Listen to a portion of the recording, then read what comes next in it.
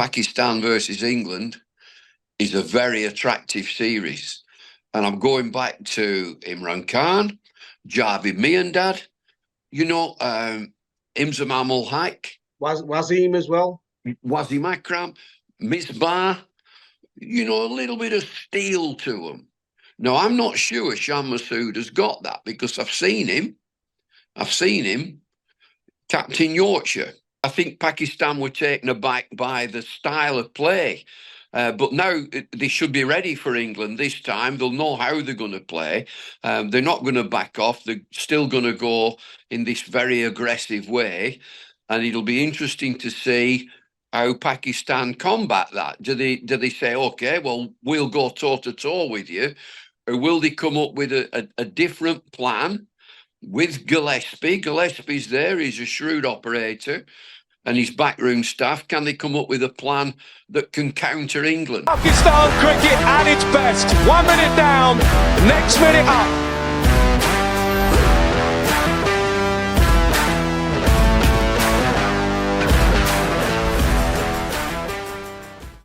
Thanks very much, everybody, for joining me once again. Saj Sadiq here for PakPassion, doing another exclusive interview. My guest today is a dear friend, wonderful chap, very recognisable individual, former player, captain, former coach, umpire, extremely popular commentator and a cricket journalist, the one and only David Bumble Lloyd. Bumble, thanks very much for your time. Nice to see you again.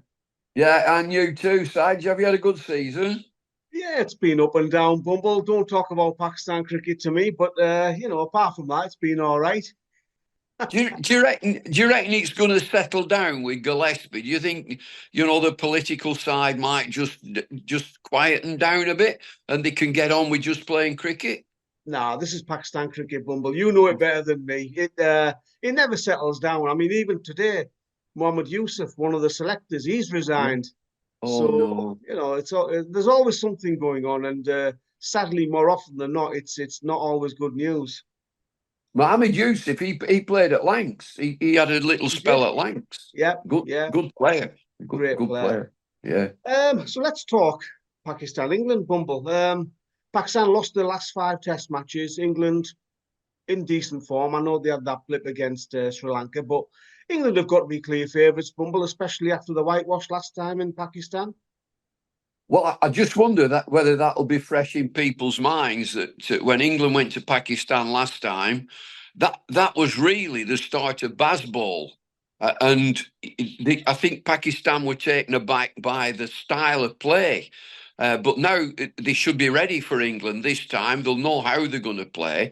They're not going to back off. They're still going to go in this very aggressive way. And it'll be interesting to see how Pakistan combat that. Do they say, okay, well, we'll go toe-to-toe with you? Or will they come up with a different plan with Gillespie? Gillespie's there. He's a shrewd operator.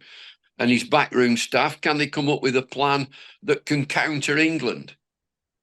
It's stability versus instability. I know we touched upon it at the start there, where you've got England planning for the future, series by series, bringing the players in. You've got McCullum now, who's the white ball coach as well. Whereas Pakistan, it's all over the shop, isn't it? Yeah, but it's always been unpredictable. And, you and I have spoken many times about that when you're looking from the outside. I'm looking at Pakistan cricket from the outside, and I don't get the turmoil and the political interference. You wouldn't get that sort of thing in the UK. But, I think they've tried admirably to sort of settle things down with the appointment of Gillespie. There's been so many people have had that job. Mickey Arthur's had the job. These are naughty people. And so you should be able to just park the political side of things and just allow the team to plan, number one, to prepare, to practice, and then perform. And so I don't think social media is a good thing in Pakistan cricket because the players get embroiled in it. where the players should just be, again, just park all that, just concentrate on what you're doing, which is playing test match cricket. Looking at the captain's Bumble, you've got Ben Stokes, obviously a great cricketer, established as the England Test captain. And then on the other hand, you've got Shan Masood, whose first 5 Test matches, he's lost all 5. Yeah. Like completely opposite situation there, isn't it? There's a lot of pressure for Shan Masood. Pakistan captaincy is hard enough at the best of times, but like when you've lost your first 5 Test matches, he must be under incredible pressure. Well, I'm sure he is. And the other thing to consider, has he got a tactical nous? He's a lovely fella. Make no mistake, he's a really nice guy. Now, sometimes nice guys don't make really good captains. I think you've got to have a bit of edge to you. And I'm going back to Imran Khan, Javed Miandad, Imzam Amal Haque. Wasim as well. Wasim Akram, Misbah, a little bit of steel to them. Now, I'm not sure Shan Masood has got that because I've seen him captain Yorkshire. And I think it's my own view that I think he's a little bit behind the pace. He's a bit reactive and not proactive. And against Stokes, you've got to be proactive. You can't be pushed back. And that's what England will want to do. They will want to push Pakistan back, push them back, so that they have to react rather than be on the front foot and be proactive. And I'm not sure Shan is that sort of person. Looking at the England squad, Bumble, and obviously varying fitness news stories recently, how much of a loss is Mark Wood and how much of a boost is to have Ben Stokes fit? Well, Stokes fit is a big bonus, and they'll be trying to get him to bowl because he will balance the side. Not too worried about Wood.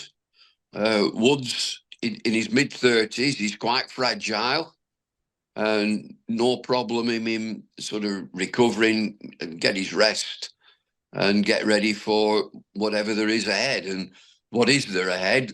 They're always talking about the Ashes. And so this will be another, we have to win a series, and it'll be very good. As everybody says, you can't win away from home.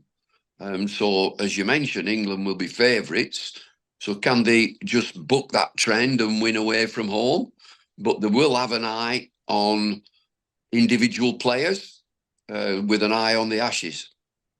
We mentioned about stability and instability. I mean, the instability in Pakistan cricket at the moment, Bumble, the venues have only recently been confirmed. Multan 2 Test matches in Rawalpindi. We still don't know whether there's going to be any television coverage. It's just typical Pakistan cricket, isn't it? The chaos that comes along with it. Yeah, that's a good word. It does seem chaotic. And I don't know who the administrators are behind the scenes who are, number one, looking to get a TV deal which suits them and is quite lucrative. Because if you look at it, Pakistan versus England is a very attractive series. And particularly in the UK. If that came back into the UK on TV, there would be massive interest because we are multicultural. There would be a great Pakistan support in the UK. And so it should be seen on TV and listened to on the radio. So that deal it shouldn't be a problem. It just shouldn't.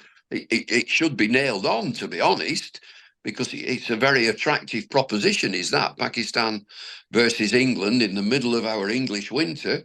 There would be massive viewership and massive support. But, for the venues, again, that is not ideal because, somebody like me, if I knew about these venues, I can push that. I can really say, look, get yourself over there. It is a super tour. And make no mistake, to go from the UK in winter to Pakistan is a super tour. I've been on some great tours. I've been on some wonderful places, met some fantastic people. And I would say to people, England supporters, Barmy Army, get yourself over to Pakistan. It is a super tour. It's as good as anything. It really is. Bubble, just touching upon the chaos there, you've had various roles within cricket. As I said before, you've been a player, coach, captain, etc., etc. In Pakistan cricket, the players are under a lot of scrutiny. There's a lot going on behind the scenes, and they're always told to sort of blank that and try and ignore what's going on behind the scenes. But how difficult is that to do as a player? Well, there's a couple of things here. I think that would come down to not the players, managers and coaches. The managers and coaches should lay it down that, boys, you're here to play. Leave the other side to us. We will deal with that. And the coaches and the managers should be able to protect the players from all that. And Alex Tudor's a good mate. Alex Tudor's a good pal. And he calls it breeze. Let the breeze go by. And we would call it noise. There's a lot of noise. And it's quite incidental. It doesn't matter. And so the management and the coaches should be able to tell the players, look, disregard the noise. Disregard the breeze. You're here to bat. You're here to bowl. Let's get a cohesive team together. And the one word that I'd say is let's be tight. Let's be a tight unit. Forget all the social media side of things. Forget it. We will deal with that and we will protect you from it. And you can work on your fitness, you can work on your plans, your preparation, your practice, and ultimately your performance. I think one thing that the ECB do very well is rotate the players, rest them, get the priorities right. In Pakistan at the moment, there's an issue in terms of players wanting to play in T20 leagues around the world and the PCB stopping them from playing in those leagues. How do you balance that out, Bumble? Because the money in some of these leagues is just crazy now. Now, you mentioned the word money. And so, looking at Test cricket across the board, how do you balance it out? You pay them properly. Play Test players properly and compete financially with the T20 leagues and, make it very, very attractive to win the series. Big prize money. And that will come from a big TV deal. You can really make it sexy. You can make it that people really want to watch it and ultimately want to play in it. And so what Ben Stokes and McCullum have done, and it's pretty easy to see, they've said, okay, T20 around the world, it's played and it's watched and it's attractive. We're going to play exactly the same way in Test match cricket. And you see so many England games finish in 4 days. They're done in 4 days. And so is there a push? Is it an idea to play 4-day Test match cricket? Now, if you do, you've got to somehow, and this is down to the players, you've got to get 100 overs in the day. If you get 100 overs in the day, now, I would say to the players, particularly to England players, smarten up. It's 90 overs a day. You should be able to dawdle that. It's a walk. But so often we're getting 82, 83. That's down to the players. Just smarten up. You don't need to be messing around. Bring me a drink, bring me a pair of gloves, bring me another bat, bring me another drink, bring me a towel, bring me some tablets, bring me another drink, bring me another pair of gloves. Get on with the game. Just get on with it. And that's the other thing. I know we're going off piste a bit here. In the middle of an over, the non-striking batter wanders all the way down, has a chat with him at the other end and walks back.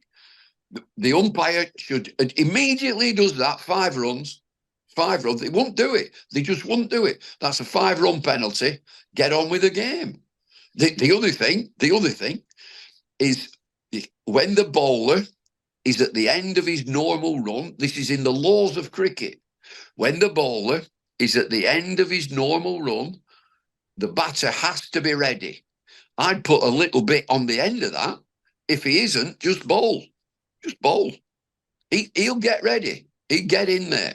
You can't stroll around. Anyway, Well, there we go. I bet you wish you were out there in Pakistan. I know you've been out there many times before, had some great times. I know you've told me some great stories, some that we can share on here and some we can't. But yeah, I bet, as I say, I bet you wish you were out there.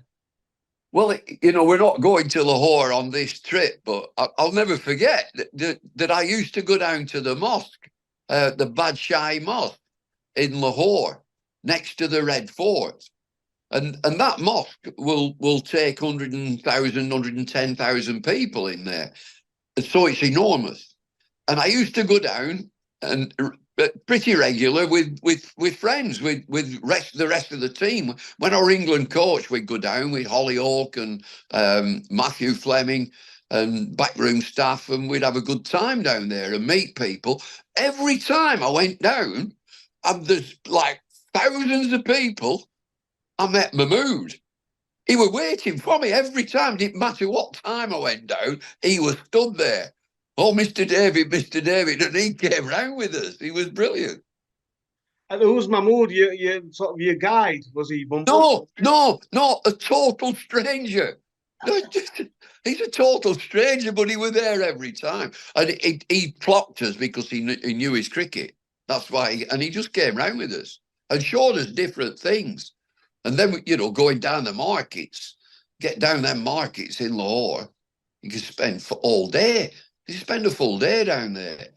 You could buy a chicken. Country, Bumble, isn't it? Very, very interesting country. And it sounds like you've got some great memories of Pakistan. Yeah, we had Multan. We commentated in Multan, and Andrew Flintoff was playing for England. And Geoffrey Boycott was with us. He was commentating. And we stayed at the Holiday Inn, which was the franchise Holiday Inn. And it was owned by a guy from London. And it was just being done up. And Geoffrey and I were staying there. And the team was staying there. And after a day's play, Andrew Flintoff walking through reception. Geoffrey sat there. And Geoffrey says to him, "You're out but a slogger." And Andrew said back to Geoffrey, "How many 80-ball hundreds did you ever get?" It was terrific. Great banter. Well, I'm sure it's going to be a fantastic series, Bumble, and hopefully we'll be able to catch it on television. But yeah, England versus Pakistan always brings about some great performances, some great memories. Well, the other thing, these England lads, I can tell you, they'll be very thankful that they haven't got Waqar and Wasim running in with a new ball and Mushtaq backing them up. What a team. I mean, we're talking about one of the great teams. And that steel, we talk about captaincy, and that steel of captaincy goes back to Javid Miandad. And if you're picking a world 11, if I were picking a world 11 from players I've seen since 1965, you seriously think about Javid Miandad. And I've never got away from that world 11. I always start at number 8, and that's Akram. Put Akram in at number 8 and then work up and down from that. So, Pakistan have had some wonderful cricketers, some superb players. And, I hope, that these lads, they put up a great show. Bumble, always a pleasure hearing your views. Always very interesting, always very honest. And I'm sure we'll catch up after the series as well to maybe have a chat about what went well and what didn't go so well. We will. I'll look forward to that. I just thought we'd get a deal sorted out, then we can watch it. Yeah, absolutely, Bumble. Once again, really appreciate your time. Thanks very much, Bumble. Take care. All right, Saj. Get you soon. Thank you.